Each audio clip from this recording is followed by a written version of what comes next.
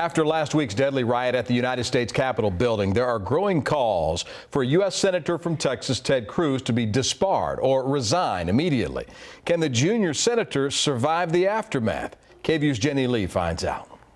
USA! USA! It's the worst day in our country since 9/11. Many consider January 6th one of the darkest days in U.S. history. Millions watched as a mob broke into the U.S. Capitol, forcing lawmakers to hide. Thousands of rioters destroyed property. 5 people died.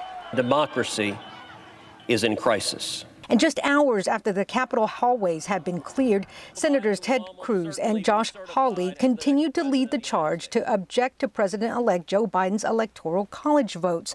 Calls for their resignations came in quick from both sides of the aisle.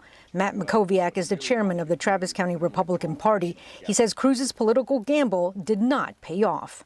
This obviously has gone very badly for him, both in terms of in the Senate, in terms of the relationships he has there and the vote.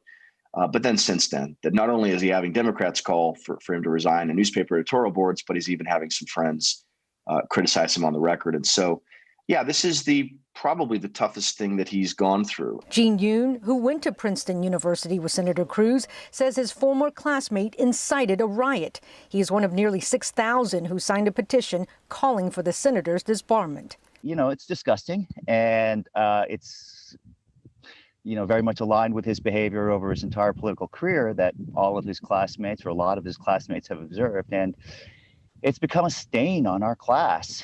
Mackowiak says while these calls for disbarment and resignations have hurt Senator Cruz in the short term, it's not likely the senator will resign, and it won't affect him in the long run. As for a presidential run in 2024, it's still too early for that discussion. Jenny Lee, KVUE News. On Sunday, Republican lawmaker Lyle Larson said Senator Cruz needs to be quiet and, quote, stop embarrassing himself, end quote. And today, former Texas Lieutenant Governor David Dewhurst says the Senate should censor Cruz and Hawley for their roles in last week's mob violence at the U.S. Capitol.